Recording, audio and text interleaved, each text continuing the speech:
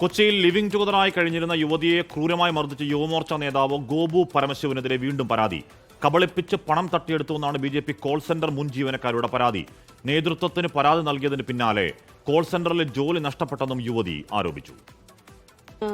ഗോപു പരമശിവം ഞങ്ങളുടെ ഒരു personal case കോടതിയിൽ കൊടുക്കാമെന്നും പറഞ്ഞിട്ട് വക്കീലിനെ ഏർപ്പാട് ചെയ്ത് തന്നിട്ട് അതിൽ വക്കീൽ ഫീസാണെന്നും പറഞ്ഞിട്ടാണ് ഞങ്ങളുടെ ഒരു 9,000 രൂപയോളം മേടിച്ചിട്ടുണ്ട്.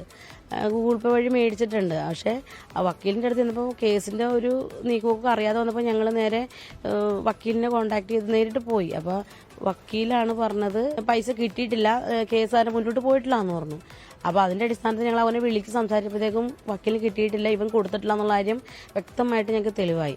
ഇവനെതിരെ ഞാൻ ഈ കംപ്ലൈൻറ്റ് പറഞ്ഞത് കൊണ്ട് എൻ്റെ ജോലിയും കളഞ്ഞു. ജില്ലാ പ്രസിഡന്റ് തന്നെയാണ് എന്നെ ജോലിയിൽ നിന്ന് പറഞ്ഞു വിട്ടത്. ഗോപുവിനെതിരെ ഞാൻ പറഞ്ഞത് കൊണ്ടാണോ എന്നെ ജോലിയിൽ നിന്ന് വിട്ടേന്ന് പറഞ്ഞ് സംശയം എന്താ, അതുകൊണ്ട് തന്നെയാണ് ലിജിനെ പറഞ്ഞു വിട്ടേന്ന് പറഞ്ഞു. ആൻ മരിയ സണ്ണിയ വാർത്തയിൽ ഒരുമിച്ചിരുന്നു. ആൻ, നമ്മൾ ഇന്നലെ ഈ മർദ്ദനത്തിൻ്റെ ആ ദൃശ്യങ്ങൾ കൊടുത്തിരുന്നു. പക്ഷെ അത് ബ്ലർ ചെയ്താണ് കൊടുത്തത്. അത് ബ്ലർ ചെയ്തല്ലാതെ കൊടുത്തു കഴിഞ്ഞാൽ കണ്ടു നിൽക്കാൻ കഴിയില്ല. അമ്മാതിരി പുറത്തും മുതുകത്തും ഒക്കെ. ഇനി ആ സ്ത്രീയുടെ ശരീരത്ത് ഏതെങ്കിലും തരത്തിൽ മർദ്ദനത്തിന് പാടില്ലാത്ത ഒരു ഭാഗമില്ലാത്ത രീതിയിൽ അമ്മാതിരി മർദ്ദനം മർദ്ദിച്ചിട്ടുണ്ട്. അത്ര ക്രൂരനാണതും. മാസങ്ങളായി റൂമിലകത്തിട്ട് അടിക്കൽ ഇയാൾക്കൊരു ഹരമായിരുന്നു എന്നാണ് ആ യുവതിയുടെ മൊഴി. അപ്പോൾ ക്രൂരത മാത്രമല്ല, ഇത്തരത്തിലുള്ള തട്ടിപ്പുകളും ഉടായ്പകളും കൈമുതലായുണ്ട്. അതിന് പിന്തുണ കൊടുക്കാൻ ആളുണ്ട്. ആൻ ഹാഷ്മി, തീർച്ചയായിട്ടും ഗോപു പരമശിവം എന്ന് പറയുന്ന ആള് ഇത് ഒരു ക്രൂരൻ മാത്രമല്ല, ഒരു തട്ടിപ്പ് വീരനാണെന്ന് കൂടി മനസ്സിലാക്കുന്ന കൂടുതൽ തെളിവുകളും പരാതികളുമാണ് ഇപ്പോൾ പുറത്തു വന്നുകൊണ്ടിരിക്കുന്നത്.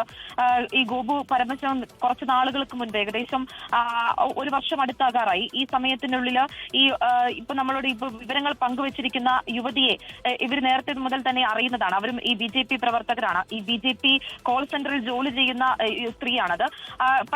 ഇവരുമായി ബന്ധപ്പെട്ട് നിന്നിരുന്ന ഒരു കേസ് ഉണ്ടായിരുന്നു. ഈ കേസുമായി ബന്ധപ്പെട്ട് വക്കീലിനെ ഏർപ്പാടാക്കി കൊടുക്കാമെന്ന് പറഞ്ഞുകൊണ്ടാണ് ഈ ഗോപു പരമശിവം ഇവരുടെ കയ്യിൽ നിന്ന് വക്കീലിന് നൽകാനാണ് എന്ന് പറഞ്ഞ് പലപ്പോഴായിട്ട് ഈ പണം തട്ടിയെടുക്കുന്നത്.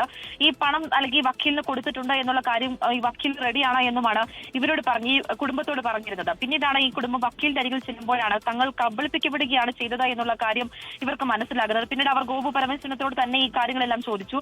പക്ഷേ അപ്പോഴൊന്നും കൃത്യമായിട്ടുള്ള ഒരു മറുപടിയോ അല്ലെങ്കിൽ ഈ പണം തിരികെ കൊടുക്കാനോ ഇയാൾ തയ്യാറായിട്ടില്ലായിരുന്നു. പിന്നീടാണ് ഇവർ BJP ഓഫീസുമായി ബന്ധപ്പെട്ട് പരാതി നൽകുന്നത്. അവർ BJP ഓഫീസിൽ ചെന്ന് പരാതി നൽകുന്നു. ആ സമയത്ത് അന്വേഷിക്കാം എന്നുള്ള രീതിയിൽ ഇവർക്ക് മറുപടി നൽകുന്നു. പക്ഷേ ആഴ്ചകൾ കഴിഞ്ഞിട്ടും കൃത്യമായിട്ടൊരു അന്വേഷണം നടക്കാതെ വന്നതോടെ അവർ വീണ്ടും സമീപിക്കുകയാണ് ചെയ്യുന്നത്. ജില്ലാ സെക്രട്ടറി അടുത്തേക്ക് തന്നെയാണ് ചെല്ലുന്നത്. പക്ഷേ അപ്പോഴും കൃത്യമായിട്ടുള്ള ഒരു ഉത്തരം അവർക്ക് നൽകിയിട്ടുണ്ടായിരുന്നില്ല.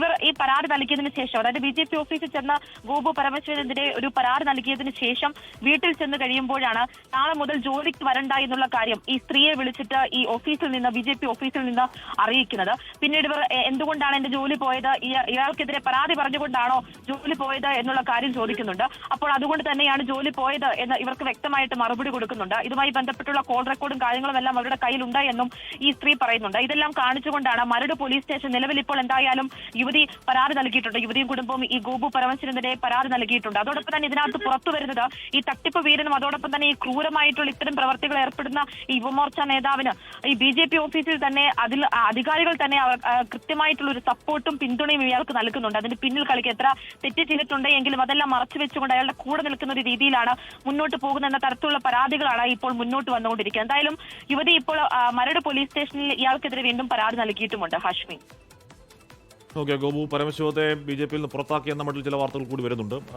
എന്തായാലും പുറത്താക്കാതിരിക്കാൻ നടപടിയെടുക്കാതിരിക്കാൻ കഴിയില്ല. കാര്യം അമ്മാതിരി അത്ര ക്രൂരമായ മർദ്ദനം ഈ പങ്കാളിയെ, ഈ സ്ത്രീയെ ഇയാൾ ചെയ്തിരുന്നു.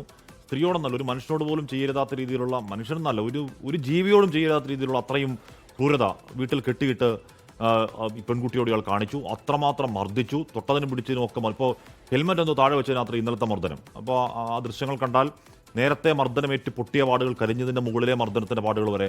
ഒരു മനുഷ്യർക്ക് ഇത്ര ക്രൂരമാകാൻ കഴിയുമോ എന്ന ചോദ്യം. മാത്രമല്ല, ആ കുട്ടി ആത്മഹത്യയിലേക്ക് പോകുമായിരുന്നു. ആത്മഹത്യയിലേക്ക് പോകുന്നതിനിടയിൽ വന്ന ഒരു ഫോൺ കോളിൽ സംസാരിക്കുന്നതാണ് ഒരു പക്ഷേ ആ കുട്ടി പുറത്തേക്കുള്ള വഴി തുറന്നത്. വീട്ടിന് പുറത്തേക്ക് ഇവരുടെ ഒരു ബന്ധുവിൻ്റെ കൂടെ പുറത്തേക്ക് പോയപ്പോഴേക്കും ഇയാൾ മാൻ മിസ്സിംഗ് എന്നുള്ള പരാതിയുമായി പോലീസ് സ്റ്റേഷനിലേക്ക് പോയി. മാൻ മിസ്സിംഗ് പരാതി അന്വേഷിക്കുമ്പോഴാണ് ഈ സംഭവം പോലീസ് അറിയുന്നതും മാൻ മിസ്സിംഗ് പരാതി കൊടുത്താൽ അവിടെ നിൽക്കുക എന്ന് പോലീസ് പറയുന്നതും ഈ ഡെവലപ്മെന്റ് ഉണ്ടാവുന്നതും. ക്രൂരനാണ്. ലോകത്തെവിടെയായാലും ഏത് സമയത്തും 24 വാർത്തകളും ഓഗ്മെന്റഡ് റിയാലിറ്റി പാക്കേജുകളും എക്സ്പ്ലെയിനറുകളും വിശദമായി കാണാൻ ഞങ്ങളുടെ YouTube ചാനൽ നിങ്ങൾക്ക് സബ്സ്ക്രൈബ് ചെയ്യാം.